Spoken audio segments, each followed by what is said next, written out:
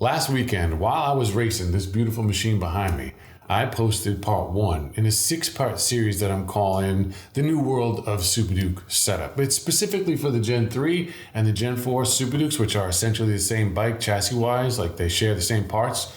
But before I share part 2 of these new ideas, I want to share with you evidence of these ideas and parts and theories at work in the AFM's Formula One race from this past Sunday. All these ideas at work.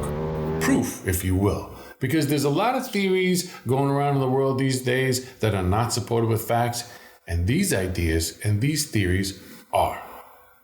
I'm Gogo for Superduke.com, and let's get to it. Before we get into this race footage, I'm going to share something that's super rare. I'm going to give you my settings, all of them, and I'm going to tell you why I use them. Because if you could experience what I did this past Sunday, not only my life gets better, but yours does too. So let's get into it. First, let's start with the front. I am using the super clamp, and I have my bars in the most forward position. It really frees my body up. It feels good in turns, like my wrists aren't cramped.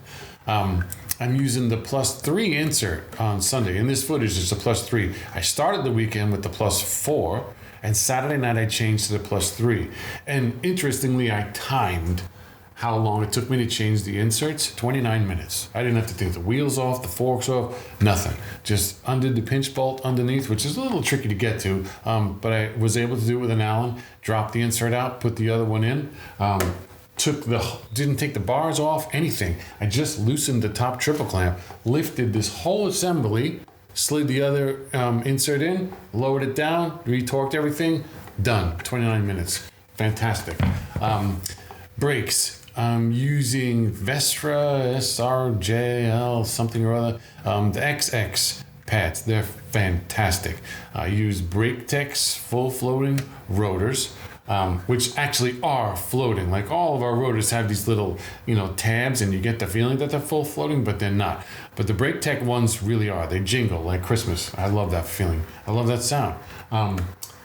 Stock master cylinder, stock brake lines, and I use ABS. I leave it on supermoto mode, and I wouldn't change that for a second.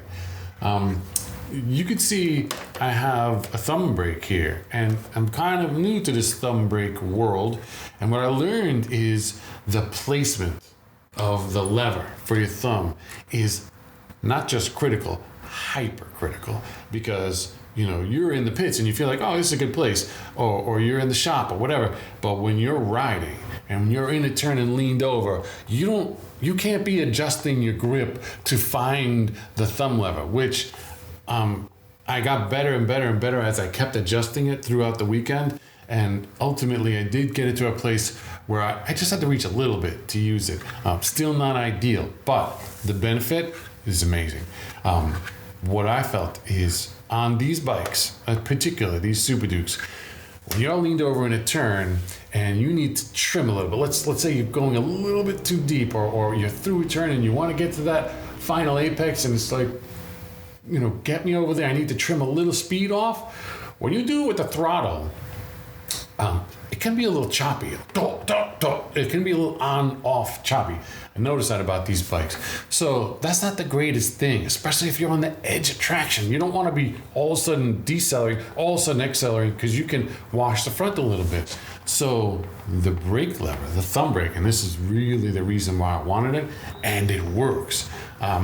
Just leave the throttle where it is. I'm leaning, and just trim in a little bit of rear brake with the thumb, just a little bit, and the bike falls in, comes right to where you want it to go. It is brilliant. Other people talk about other benefits like settling the chassis. I've looked at my data. I haven't really seen that yet, but trimming the turn and coming in, brilliant. So that's my front. Oh, I have the FKR cartridges with the new cap I made that works with the Öhlins, and there's a couple of people already that have ordered them from Fuzzy. Was somebody in Australia.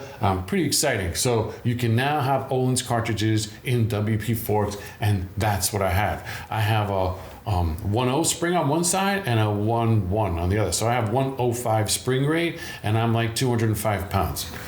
I hope.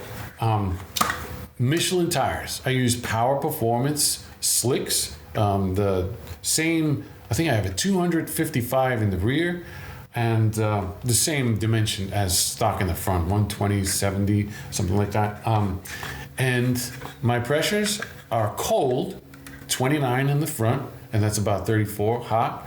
And in the rear, and I went up and down with pressures even this last weekend, experimenting to try to get the most out of the tire and the most grip and the best reaction to chassis. Because believe it or not, your tire pressure is part of your suspension, and we can talk more about that later. But I use 19 psi cold and 25 hot, which is, it's the same thing, right? With the warmers, you come off the track, 19 cold gives you about 25 hot. And on the tires things, a lot of people in the AFM break my balls about running Michelin tires. I'm one of the few that are on Michelin tires. And why do you run them? Why do you run? How come they blah, blah, blah? You know what? Every single one of those people who breaks my balls about the tires I use finished behind me. I entered 7 races this weekend, and I won 6 of them. And the 7th one, I came in second by like 0.2 of a second. It's another story altogether. So very successful. Excellent tire. Pushing the rear. Oh, on tires, this is another thing. First time for me ever, I've always used traction control, and I've always used it on 1.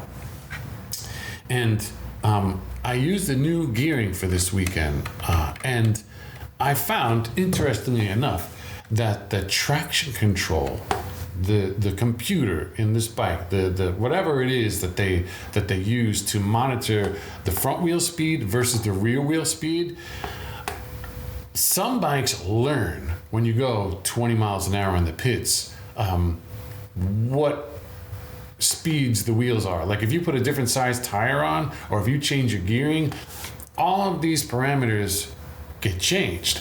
So the bike, if you go a certain speed in a certain gear for a certain distance, will relearn what the wheel speeds are, and it'll apply it to the algorithm that they use for traction control. I don't think that this bike learns like that, unfortunately, because in the different gearings that you try, traction control will work differently. And unfortunately for me, the best, most powerful gearing combination for the 3 racetracks that I run most recently on this bike, which is Laguna Seca, Buttonwillow Raceway, and Thunder Hill Raceway. Those 3 racetracks, which are varying, tight and long straights, and the best gearing combination is 1644 with a 116 link chain. And it's interesting because 1643, no problem with the traction control. It doesn't really kick in too much. It doesn't intervene too much. But 1644, I've lost races because of the traction control. It strangles the motor like this. It doesn't let you accelerate. Once it feels that rear tire spinning, it just cuts your balls off. So I tried something new this weekend. I tried something new Sunday afternoon, and I'm telling you, I was nervous about it. I knew I was going to do it, and I was nervous about it. I couldn't eat breakfast. I couldn't eat lunch. I turned traction control off, completely disabled, and the results are amazing. It's like a different motorcycle. It's like you have 2 motors underneath you instead of 1. That's how much more powerful this bike is. I'm embarrassed. Maybe people already know this. I didn't know this. I kind of like the security of having traction control. It feels like someone else is there to take care of me if I screw up. And I screw up all the time. So disabling it freaked me out. It freaked me out. But after the experience that I had, after feeling the motor and with getting the tires, the pressures correct, and my suspension settings dialed in, I was drifting the rear tire like a boss. And I'm not that good of a rider. And I didn't high side. I didn't even come close to high siding. It felt like I had it on. I don't understand it. It was amazing. And the bike had so much more power. My shift points were different. My drives out of turns. You can hear in the footage, this motor's on the pipe, and it feels good. So that's that stuff. Now the rear, I am using this ride height tool that I make and that I sell, which is what all of my data is based on, this ride height tool. My height was 320, which is 25 more millimeters than stock. So I'm a little bit jacked up in the back. That's like almost an inch. But I used to go plus 38. So now I'm only plus 25, and I'm getting the rest of the trail with the super clamp. And that 320 millimeters of height gives really good anti-squat, but not too much. Last thing is, with the gearing that I use, I don't use first gear. I will launch, you'll see in a second, that's from second gear. I only use second gear to sixth gear, second to sixth. First does not exist.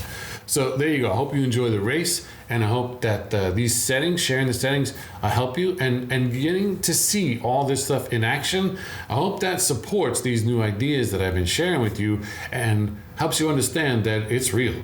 I don't suggest anything that I haven't already tried and been successful with.